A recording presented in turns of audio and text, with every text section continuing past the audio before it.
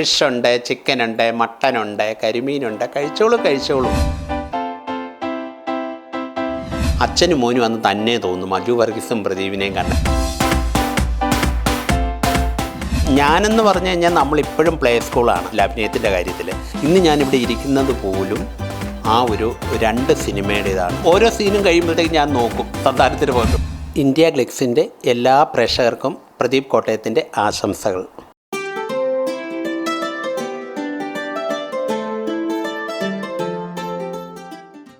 ആദ്യ കാലഘട്ടം എന്ന് പറഞ്ഞാൽ 99-ൽ ഐ വി ശശി സാറിൻ്റെ ഈ നാട് ഇന്നലെ വരെ എന്നുള്ളൊരു മൂവിയാണ് ആദ്യമായിട്ട് ഞാൻ മൂവി ക്യാമറയ്ക്ക് മുമ്പ് നിൽക്കുന്നത്. അതായത് ആൻറ്റോ ജോസഫ് നമ്മൾ കോട്ടയംകാരനാണ്. ഇപ്പോൾ പ്രൊഡക്ഷൻ മാനേജറാണ്. അന്ന് പ്രൊഡക്ഷൻ കൺട്രോളറായിരുന്നു ആൻറ്റോ ജോസഫ്. ഇപ്പോൾ പ്രൊഡക്ഷൻ മാനേജറും പ്രൊഡ്യൂസറുമാണ്. അപ്പോൾ പുള്ളിയുടെ ഈ നാട് ഇന്നലെ വരെ എന്നും പറഞ്ഞൊരു മൂവിയിൽ എനിക്കൊരു ചെറിയൊരു വേഷം തന്നു.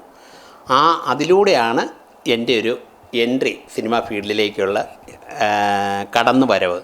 അതിനുശേഷം ഒരുപാട് ഞാൻ തന്നെ കണ്ടിട്ടില്ല ചെറിയ വേഷങ്ങൾ ചെയ്തു പോന്നു. പിന്നെ അന്നും എനിക്കൊരു ഭാഗ്യം കിട്ടിയിട്ടുള്ളത് ഒന്നെങ്കിൽ നായകൻ്റെ കൂട്ടത്തിൽ അല്ലെങ്കിൽ നായികയുടെ കൂട്ടത്തിലൊരു വേഷം, ഡയലോഗ് ഇല്ലെങ്കിൽ പോലും അവരുടെ കൂട്ടത്തിൽ ഒന്ന് നിൽക്കാനുള്ളൊരു ഭാഗ്യം കിട്ടിയിട്ടുണ്ട്. ഒന്നെങ്കിൽ ലാലേട്ടന്, ജയറാമേട്ടന്, മമ്മൂക്ക, ദിലീപ്, പിന്നെ കുഞ്ചാക്കോ ബോബൻ, അവരുടെ എല്ലാം കൂട്ടത്തിൽ നമ്മൾ മിക്ക പടങ്ങളിലും മിക്ക മൂവീസിലും നമ്മൾ ഉണ്ട്. അങ്ങനൊരു ഭാഗ്യം കിട്ടി.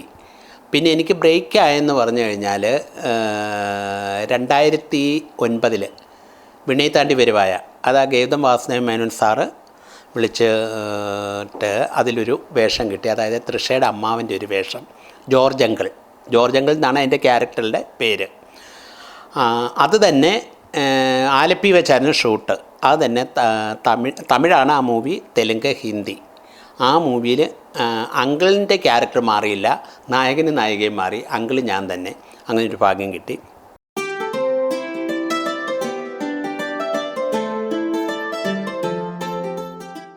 ഞങ്ങളെല്ലാവരും ലഞ്ച് ടേബിളിന് ചുറ്റിയിരിക്കുകയാണ്. ചിമ്പുണ്ട്, തൃഷയുണ്ട്, എല്ലാവരും ഉണ്ട്. അപ്പോൾ അതിൽ കുറേ എല്ലാ വിഭവങ്ങളും, ആലപ്പി, കരിമീൻ വറുത്തത് എല്ലാം ഉണ്ട് വിഭവങ്ങൾ. അപ്പോഴത്തേക്ക് ഞാൻ ചിമ്പുവിനോട് പറയുന്നതാണ്, ഫിഷുണ്ട്, മട്ടനുണ്ട്, ചിക്കനുണ്ട്, കരിമീൻ വറുത്തതുണ്ട്, കഴിച്ചോളൂ. ആ ഒരു ഡയലോഗ് ആണ് ശരിക്കും അതിൻ്റെ ജീവിതത്തിനെ മാറ്റിമറിച്ചൊരു ഡയലോഗാണ്. അത് ഞാൻ ഒരു കാലവും മറക്കുകയില്ല. കരിമീനുണ്ട്, ഫിഷുണ്ട്, മട്ടനുണ്ട്, കഴിച്ചോളൂ. സംസാരിച്ചെന്ന് പറഞ്ഞു കഴിഞ്ഞാൽ ഇത് നായികയുടെ അമ്മ വീട് ആലപ്പിയാണ്. നായിക തൃഷയുടെ അമ്മ വീട് ആലപ്പിയാണ്. അപ്പോൾ പിന്നെ അമ്മാവിന് എല്ലാം മലയാളം ഭാഷ തന്നെയായിരുന്നു. 3 സബ്ജക്റ്റിലും മലയാളമായിരുന്നു. ഇന്ന് ഇപ്പോൾ എവിടെ ചെന്നാലും, കേരളത്തിൻ്റെ ഏത് മുക്കിനും മൂലയും ചെന്നാലും ആൾക്കാരെല്ലാം എന്നെ കളിയാക്കുന്നത് ഫിഷുണ്ട്, ചിക്കനുണ്ട്, മട്ടനുണ്ട്, കരിമീനുണ്ട്, കഴിച്ചോളൂ. ആ ഡയലോഗാണ് പറയുമ്പോൾ നമുക്ക് ഒത്തിരി സന്തോഷം തോന്നുന്നുണ്ട്. ഒരു അവാർഡ് കിട്ടുന്നതിന് തുല്യമാണ് ആ ഒരു ഡയലോഗ്.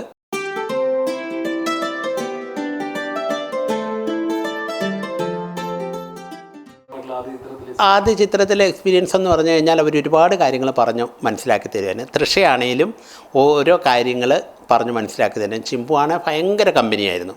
വന്നു കഴിഞ്ഞ് അങ്കിൾ എന്നും പറഞ്ഞ് ഓരോന്നും പുറകെ നടക്കും, ഓരോ ചിരിച്ച് തമാശ ഒക്കെ പറഞ്ഞ് ആ ഒരു ഷൂട്ടിങ് എനിക്കൊരിക്കലും മറക്കാൻ പറ്റിയില്ല.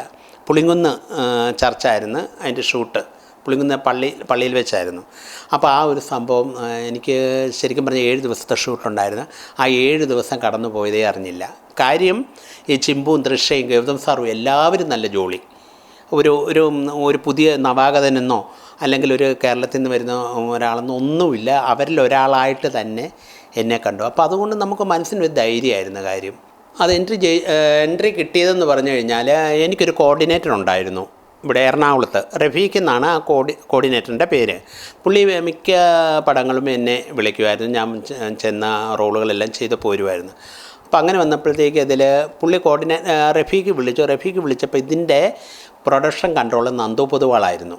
അതായത് തമിഴ്നാട്ടിൽ നിന്ന് അവർക്ക് ഇവിടെ വന്ന് വർക്ക് ചെയ്യാൻ പറ്റില്ല, പെർമിഷനില്ല. അപ്പോൾ അവരിവിടെ വരുമ്പോൾ മലയാളീസിന് അതിൻ്റെ പെർമിഷൻ വേണം. അതിൽ ശശി പൊതുവാളും നന്ദു പൊതുവാളുമായിരുന്നു. അപ്പോൾ നന്ദു പൊതുവാളിൻ്റെ പടങ്ങളിൽ പ്രൊഡക്ഷൻ കൺട്രോളറായിരിക്കുന്ന പടങ്ങളിലെല്ലാം ഞാൻ ചെറിയ വേഷങ്ങൾക്ക് നന്ദു വിളിക്കുമായിരുന്നു. അങ്ങനെ ആ കെയർ ഓഫിൽ നന്ദു പറഞ്ഞു, പ്രതിഭ ഒരു വേഷമുണ്ട്, തൃഷയുടെ അമ്മാവിൻ്റെ ഒരു വേഷമാണ്, ഗൗതം സാറിനെ ഒന്ന് കാണണം. അങ്ങനെയാണ് ഞാൻ വന്നു, കണ്ടു, സാറിന് ഇഷ്ടപ്പെട്ടു. ഇതിലേക്കുള്ള ആ ഒരു അമ്മാവിൻ്റെ വേഷം എനിക്ക് ലഭിക്കാൻ കാരണം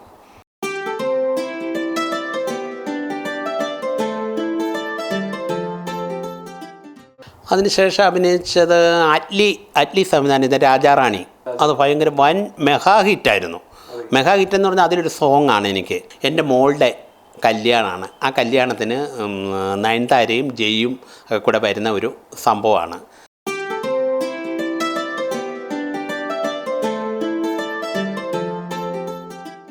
അറ്റ്ലിയുടെ സിനിമയിൽ എത്തിയെന്ന് പറഞ്ഞു കഴിഞ്ഞാൽ ഗൗതം സാറിൻ്റെ ഓഫീസിലേക്ക് വിളിച്ച് അറ്റ്ലി ചോദിച്ചു, നിങ്ങളുടെ പടത്തിൽ അമ്മാവനായിട്ട് അഭിനയിച്ച അങ്കിളായിട്ട് അഭിനയിച്ച ആളിൻ്റെ പേര്, ആ ഫോൺ നമ്പർ ഒന്ന് തരുമോ എന്ന് ചോദിച്ചു. അവർ ഓഫീസിൽ നിന്ന് അറ്റ്ലിക്ക് ആ നമ്പർ കൊടുത്തു. അങ്ങനെ അറ്റ്ലി തന്നെ ഡയറക്റ്റ് എന്നെ വിളിക്കുകയായിരുന്നു. എൻ്റെ പെണ്ണ് തങ്കമാർന്ന പെണ്ണ് അപ്പടിയാ ഞാൻ വളർത്തിയിരിക്കുന്നത്.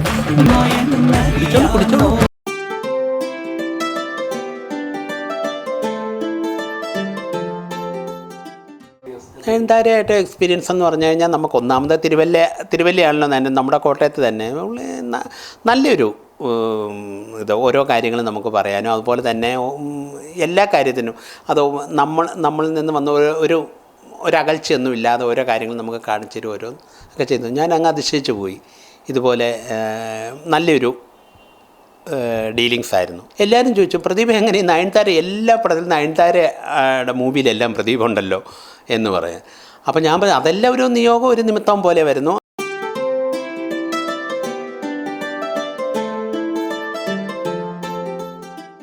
എൻ്റെ സുഹൃത്തുക്കൾ, എൻ്റെ ബന്ധുക്കൾ, എൻ്റെ അയൽവാസികൾ എല്ലാവരും ചോദിക്കും, പ്രദീപ് എങ്ങനെ ഈ ന്യൂ ജനറേഷൻ പടങ്ങളിലെല്ലാം പ്രദീപുണ്ടല്ലോ, എല്ലാം ഇപ്പം നിവിൻ പോളി, അജു വർഗീസ്, പിന്നെ അതുപോലുള്ള പുതിയ ആൾക്കാരുടെ പടങ്ങളിലെല്ലാം പ്രദീപുണ്ട്, ഇതെങ്ങനെയാണെന്ന് ഓർത്ത്. അതും എനിക്കൊരു ഭാഗ്യമാണ്. കാരണം ന്യൂ ജനറേഷൻ പടങ്ങളിലെല്ലാം ഒന്നെങ്കിൽ അമ്മാവനായിട്ടോ അല്ല അച്ഛനായിട്ടോ അല്ലെങ്കിൽ അടുത്ത് താമസക്കാരനായിട്ടോ ഉള്ള വേഷങ്ങൾ കിട്ടുന്നു. ന്യൂ ജനറേഷൻ എന്ന് പറഞ്ഞാൽ അവരെല്ലാവരും എല്ലാവരും നല്ല നോളജ് ഉള്ളവരാണ്. കാര്യം വെച്ചാൽ നിവിൻ്റെയൊക്കെ കൂട്ടത്തിൽ അഭിനയിച്ച് കഴിഞ്ഞാൽ നമുക്ക് ലൈവായിട്ട് അഭിനയിക്കാൻ പറ്റും. കാരണം വെച്ചാൽ ഓരോരോ കാര്യങ്ങൾ ഞാനെന്ന് പറഞ്ഞു കഴിഞ്ഞാൽ നമ്മളിപ്പോഴും പ്ലേ സ്കൂളാണ്. LKG പോലും ആയിട്ടില്ല അഭിനയത്തിൻ്റെ കാര്യത്തിൽ. നമ്മളങ്ങനെ വന്ന് ഓരോ കാര്യങ്ങളും ഓരോരുത്തരോടും ചോദിച്ച് മനസ്സിലാക്കി ഓരോ സീൻസും ഇപ്പം നിവിനാണേലും ഒരു തട്ടത്തിന് മറിയത്തിൻ്റെ അകത്ത് ഒരുപാട് കാര്യങ്ങൾ ഹെൽപ്പ് ചെയ്തു. പ്രതിവേട്ട അതിങ്ങനെ ചെയ്താൽ അത് നന്നാകും എന്ന് പറഞ്ഞാൽ നമ്മൾ അതുപോലെ തന്നെ അവർ പറഞ്ഞ രീതിയിൽ അങ്ങ് ചെയ്തു. അതുപോലെ തന്നെ വിനീതാണെങ്കിലും നല്ലൊരു കമ്പനിയാണ്. നല്ല കമ്പനി എന്ന് പറഞ്ഞാൽ ഒരു റെസ്പെക്റ്റ് എനിക്ക് തരുന്നുണ്ട്. എന്ന് വെച്ചാൽ ഒന്നാമത് ഞാനാണ് ഏറ്റവും പ്രായമുള്ള, അവരെല്ലാവരും പിള്ളേരാണ്. കാര്യം ഒരു 27-26 വയസ്സാണ് എല്ലാവർക്കും, അത്രയേ ഉള്ളൂ. 30 വയസ്സ് പോലും ആർക്കും ആയിട്ടില്ല. അവരുടെ കൂട്ടത്തിൽ എനിക്ക് ഒരു വേഷം കിട്ടി. അത് പറഞ്ഞറിയിക്കാൻ വയ്യ, ഒരു പ്രത്യേക ഒരു സന്തോഷമാണ്. ആ പടങ്ങളിലെല്ലാം പുതിയ ഈ പടങ്ങളിലെല്ലാം വിനീത് വിളിക്കാറുണ്ട്. ഇപ്പോൾ വടക്കൻ സെൽഫി വിളിച്ചു. പ്രിയപ്പെട്ട ഒറ്റ സീനുള്ളൂ, ഗസ്റ്റ് റോളാണ്. അപ്പോൾ അജു വർഗീസിൻ്റെ അച്ഛൻ്റെ ഒരു ക്യാരക്ടർ എനിക്ക് ഒത്തിരി സന്തോഷം തോന്നി. അത് കണ്ടേച്ച് എന്നെ ഒരുപാട് ആൾക്കാർ, എൻ്റെ സുഹൃത്തുക്കളും ഓഫീസിലുള്ളവരെല്ലാം പറഞ്ഞു, എൻ്റെ പ്രദീപ് അച്ഛനും മോനും അന്ന് തന്നെ തോന്നും അജു വർഗീസും പ്രദീപിനെയും കണ്ട. കാരണം എന്ന് വെച്ചാൽ പൊക്കം കൊണ്ടും വണ്ണം കൊണ്ടും ആ മുഖത്തിൻ്റെ ഷേപ്പും എല്ലാം അച്ഛനും മോനും അന്ന് തന്നെ ഇതുപോലെ എങ്ങനെ ഒത്തു വന്നെന്ന് ചോദിക്കും. അപ്പം ഞാൻ തന്നെ പറഞ്ഞു അത് എൻ്റെ കഴിവല്ല, അത് വിനീതാണ് അത് എഴുതിയത്, അങ്ങനെ ഒരു ക്യാരക്ടർ. അത് ചെന്ന് ചെയ്തു. അത് ചെറിയ വേഷങ്ങൾ നമുക്കത് ചെയ്യാൻ ഒത്തിരി സന്തോഷമാണ്. കാര്യം എനിക്ക് ത്രൂ ഔട്ട് ഒരു വേഷം വേണമെന്നില്ല. നല്ല സിനിമയുടെ ഒരു ഭാഗമാകുക എന്നും എപ്പോഴും എൻ്റെ ആഗ്രഹം അതാണ്.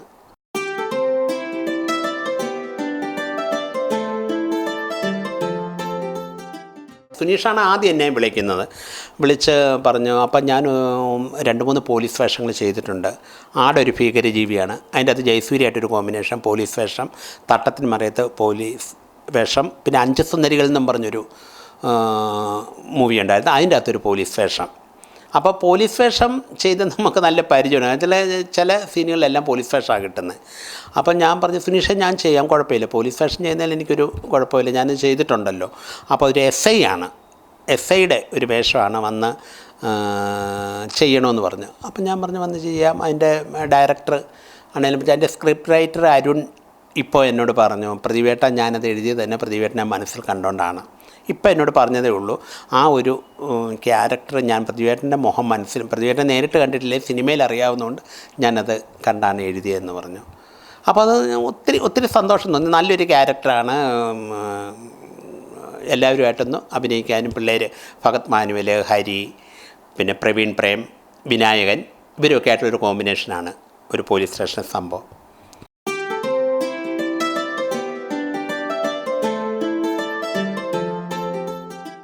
അവിടുന്ന് വിളിച്ചു, നൻപേണ്ടയുടെ പ്രൊഡക്ഷൻ കൺട്രോളർ വിളിച്ചു. പിന്നെ ഭയങ്കര റെസ്പെക്റ്റാണ് അവർക്ക് മലയാളീസിനോട്. പ്രദീപ് സാർ എന്നാണ് വിളിക്കുന്നത്. പ്രദീപ് സാർ ഇനിയൊരു മൂവി സ്റ്റാർട്ട് ചെയ്യുകയാണ്, നൻപേണ്ട ഉദയനിധി മൂവീസ്.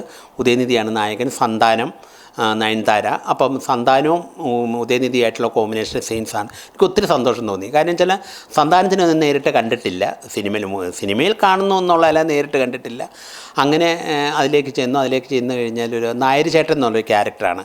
അതായത് കേരളത്തിൽ നിന്ന് തമിഴ്നാട്ടിൽ വന്നൊരു ടീ സ്റ്റാൾ നടത്തുന്ന ഒരു നായർ ചേട്ടൻ. അത് ഒരു ചായക്കട, പരിപ്പുവട, ഉഴുന്നുവട, ഉള്ളിവട, അങ്ങനെയൊക്കെയുള്ള ഒരു ബസ് സ്റ്റാൻഡിൻ്റെ അകത്ത് ഒരു ഷോപ്പ് നടത്തുന്നതായിട്ട്.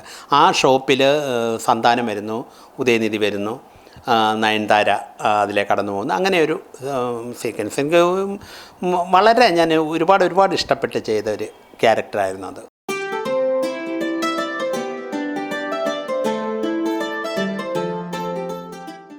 താരത്തെക്കുറിച്ച് എന്ന് പറഞ്ഞാൽ ഭയങ്കര നല്ലൊരു ചെമ്പൂൻ്റെ കാര്യം പറഞ്ഞ പോലെ തന്നെ നല്ല ഒരു കാര്യം. പ്രതിഭട്ട കലക്കി, സൂപ്പർ. ഓരോ സീനും കഴിയുമ്പോഴത്തേക്കും ഞാൻ നോക്കും സന്താനത്തിന് പുറത്തോട്ട്. എന്നുവെച്ചാൽ അവരൊക്കെ വലിയ തമിഴകത്തെ ഏറ്റവും വലിയ ആൾക്കാരാണ്. കോമഡി എന്ന് പറഞ്ഞാൽ കോമഡിയുടെയൊക്കെ ആൾക്കാരാണ്. ഇപ്പോൾ സന്താനമാണല്ലോ എല്ലാ മൂവിയിലും കോമഡി. അപ്പോൾ അതിലൊക്കെ നോക്കുമ്പോഴത്തേക്ക് എന്നെ ഇങ്ങനെ കാണിക്കും, കൈകൊണ്ട് സൂപ്പറാണെന്ന് കാണിക്കുക. അപ്പം നമുക്ക് അതെങ്ങനെ പറഞ്ഞറിയിക്കാൻ വയ്യ, നമുക്ക് ഒത്തിരി ഒരു സന്തോഷം തോന്നും.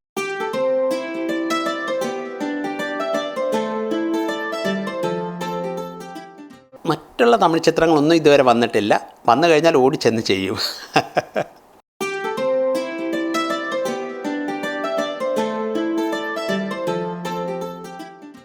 ഏതൊരു പുരുഷൻ്റെ വിജയത്തിൻ്റെ പിന്നിൽ ഒരു സ്ത്രീ ഉണ്ടെന്ന് പറയാറുണ്ടല്ലോ. എൻ്റെ ജീവിതത്തിൻ്റെ ഇന്ന് വരെ ഞാനിവിടെ ഇരിക്കുന്നതിൽ എന്നെ ഫുൾ സപ്പോർട്ട് എൻ്റെ ഭാര്യയുടെ പേര് മായ. എനിക്ക് 2 മക്കൾ, ഒരു മോനെ ഒരു മോള്. മോൻ വിഷ്ണു ഫാഷൻ ഡിസൈനിങ് കഴിഞ്ഞ് ഡിസൈനറായിട്ട് ജോലി നോക്കുന്നു. പിന്നെ ഒരു ഡയറക്ഷൻ ഫീൽഡിലേക്ക് തിരിയാനാണ് പുള്ളിയുടെ ആഗ്രഹം, ക്യാമറയ്ക്ക് പിന്നിൽ. അങ്ങനെ ഓരോരോ ഷോർട്ട് ഫിലിമൊക്കെ പിടിച്ചു. ഇപ്പോൾ ഒരു ചെറുതാണെങ്കിൽ ഒരു സിനിമ ചെയ്യാനുള്ളൊരു പ്ലാനിൽ അതിൻ്റെ തിരക്കഥയൊക്കെ എഴുതുന്നു. മോള് ബിടെക്കാണ്. പിന്നെ അമ്മയുണ്ട്. അമ്മ പ്രായമായി 86 വയസ്സായി. വീട്ടിൽ ഇവരോടൊപ്പം കഴിയുന്നു.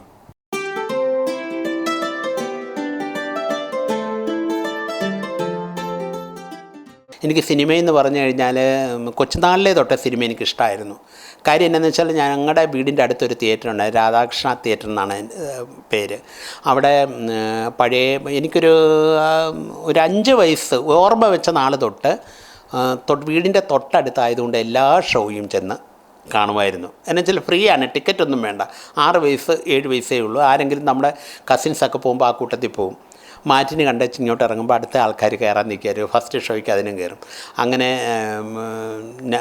പ്രേംനസീറിൻ്റെ, ഷീലയുടെ ഒക്കെ പടങ്ങൾ എന്നും വാഴ്മയമായം, പിന്നെ കള്ളിച്ചെല്ലമ്മ, ഇതൊക്കെ ഒത്തിരി ഒരുപാട് കണ്ടിട്ടുള്ള പടങ്ങളാണ് അതൊക്കെ. അന്നു മുതലേ സിനിമ മനസ്സിലുണ്ടായിരുന്നു. സിനിമയുടെ സത്യത്തിലൊരു പ്രണയമാണ്.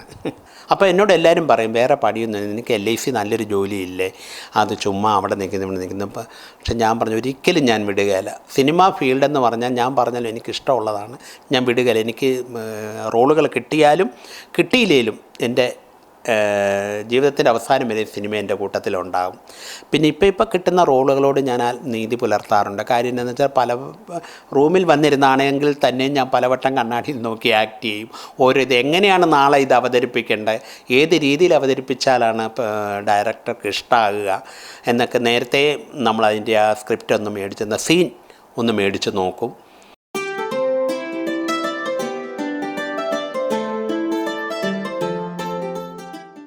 പുതിയ ചിത്രങ്ങൾ എന്ന് പറഞ്ഞാൽ ഇപ്പോൾ അമർ അക്ബർ അന്തോണി, നാദിർ ഷാ ഡയറക്റ്റ് ചെയ്യുന്ന പടമാണ് അമർ അക്ബർ അന്തോണി. അതിൽ പൃഥ്വിരാജ്, ഇന്ദ്രജിത്ത്, ജയസൂര്യ, നമിത പ്രമോദാണ് നായിക.